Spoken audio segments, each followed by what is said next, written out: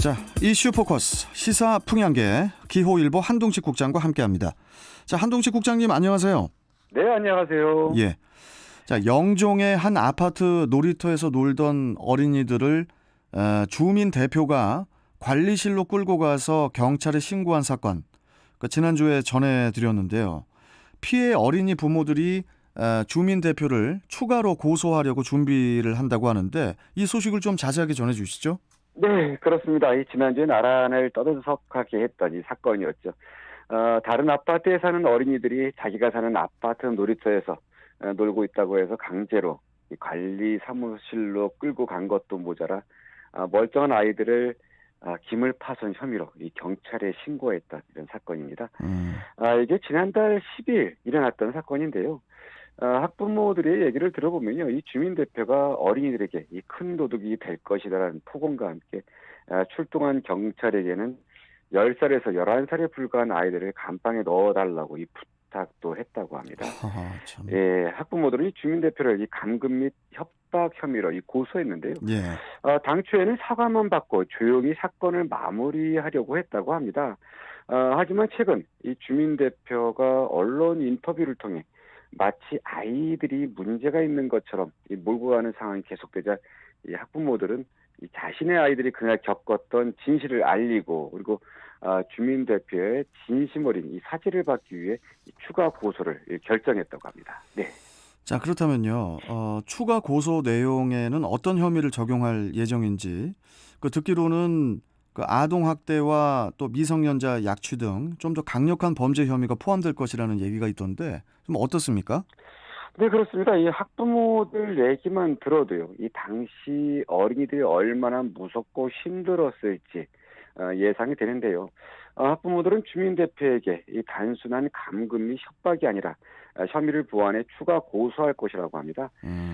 이 사건은 앞서 이 좀 전에 방송한 시사평론가 이승기 변호사가 이 법률 대리를 맡게 됐는데요. 예. 예, 이 변호사는 주민 대표에게 이 아동복지법상 정서적 학대 및 미성년자의 약취 유인죄 적용이 가능하다는 그런 입장입니다. 네. 혐의 적용 부분을 조금 더 자세히 좀 설명해 주시죠.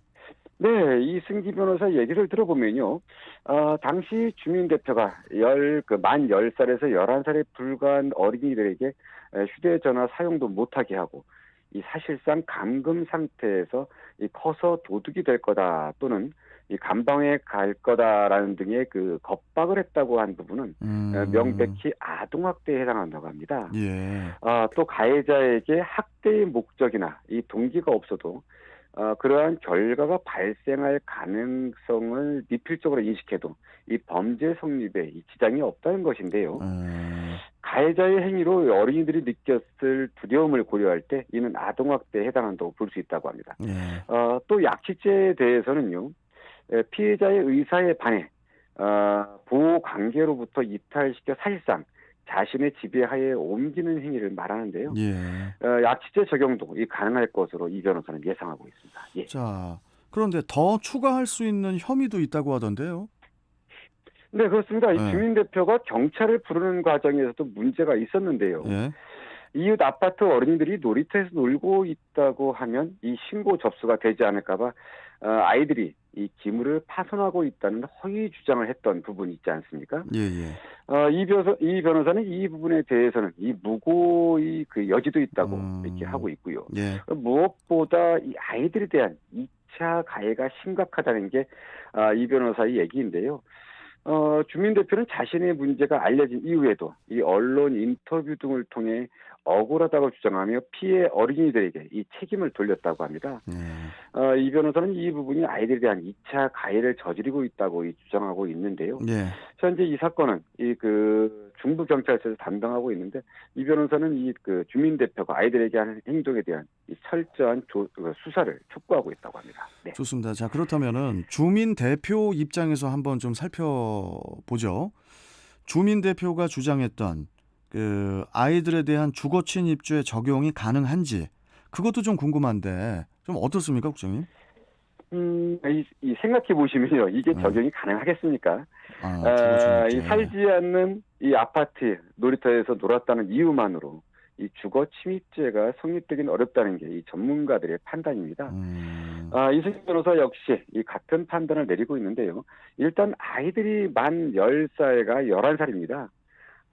형사 미성년자의 경우 이 주거 침입 처벌은 이 불가능하고요. 네. 또 이 주거 침입이란 게요.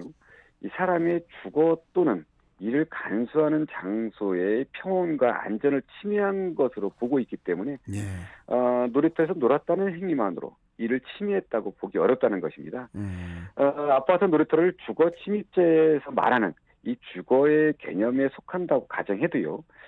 과연 다른 동네에 사는 아이들이 아파트 놀이터에서 잠시 들어와 일시적으로 놀다가 가는 행위를 이 평온과 안전을 침해하는 행위로 볼 수 있을지도 의문스러운 것입니다. 네. 그렇군요. 자, 그리고 주민 대표가 거주하는 그 아파트의 주민들은 자신들의 의사와 관계없이 전국적인 이슈의 중심에 섰지 않습니까? 네. 그 최근 주민들이 그 주민 대표에 대한 해임을 추진하고 있다고 하던데 이 부분도 좀 설명해 주세요. 네, 그렇습니다. 이 주민 대표가 거주하는 아파트를 놓고 인터넷에서는 뭐 욕세권 아파트라는 이런 비아냥도 나오고 있는데요. 예. 이 주민들 입장에서는 황당할 수밖에 없습니다. 이 의사와 관계없이 전국적인 관심이 됐고요. 예. 그것도 뭐 좋은 일도 아니고 말입니다. 이 아파트 주민들은 이제 최근 이번 사건과 관련해 긴급 대책회의를 열었다고 합니다. 네, 여보세요? 여보세요? 예. 계속 말씀해 주민 주시죠. 대표의 독단적인 행동으로 이 아파트 주민들의 명예가 실추되고 논란을 야기했다는 판단에서인데요. 회의에서는 이제 회장 해임을 위한 이 내부 절차와 함께 회장 해임을 요구하는 현수막 제작 등의 이 방안이 논의됐다고 전해졌는데요. 예. 공동주택관리법 시행령과 이 아파트 관리 규약을 보면요. 입주민, 입주자, 대표, 회장 등의 업무 수행 등의 이 문제가 있다고 판단할 경우 이 정해진 절차에 따라 해임이 가능하다고 합니다. 현재 주민 대표는 이 물러나라는 주민들의 요구에 응하지 않는 것으로 알려졌는데요. 최근 좀 언론 그 인터뷰 등을 통해서 이 주민들의 해임 추진은 규정에 맞지도 않고 이 사과일도 하지 않았다 이렇게 말했다고 하는데요. 월요일 출근길에 나서는 애청자 여러분들은 어떻게 생각하는지 참 답답합니다. 참 어이가 없고 이해가 안 되는 주민 대표인 것 같은데 참 여하튼 좀 확실한 좀 처벌만이 답인 것 같습니다. 예.